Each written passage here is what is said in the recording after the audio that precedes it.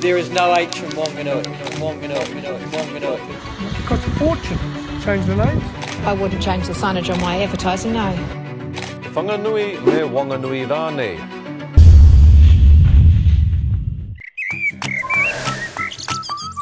If you're from this beautiful place, like me, you'd most likely say its name is Whanganui. And it's all because of this. Mita, or dialect. You see, all around Aotearoa, we have different iwi, or tribes. And each tribe has their own mita, or dialect, which is like different ways people sound when they speak. Most of us have heard the word whakarongo, which means listen in te reo Māori. But so does Whakarono. Hakarongo. wakarongo, whakaroko. It's the same word but just said in different ways. Like some tribes from up north speak more with the H than a W. Hakarongo. And some tribes down south would say their NGs with K. Whakaroko.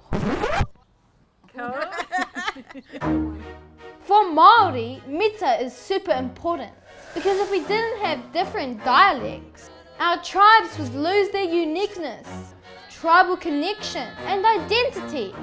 And as for Whanganui, its meaning.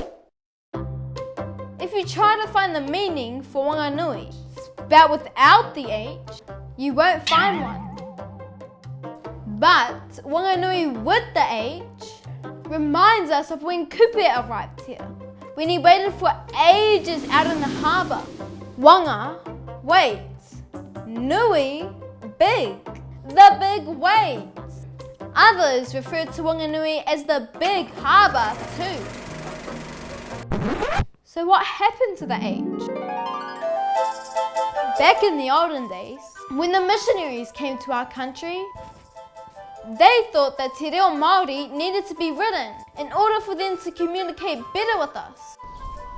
But while the missionaries listened to how the Māori people spoke here, they heard us speak in our mita, which switches the WH around to make it HW, like how these tamariki do. She does this like this. Wane katoa. Ngā wane katoa. Tai rua tore wā rima ono wetu waru iwa tika. When you're in Auckland you say whetu, but my dad says, no, but she's from Whanganui, so I can say wetu. The missionaries didn't hear an H, so they didn't put it in. But they got it wrong. You see, Māori don't name places with names that mean nothing. Every word has a meaning and a history that goes with it. And that's why iwi leaders and tribes around here fought so hard to get the H included in the name. And over 160 years later, the H was officially included in Whanganui. So e te iwi, if you're ever in Whanganui, please remember to include that little letter that means so much to us. And a tip for those who aren't Māori and from here, the correct way to pronounce this place would be Whanganui. Whanganui. Whanganui.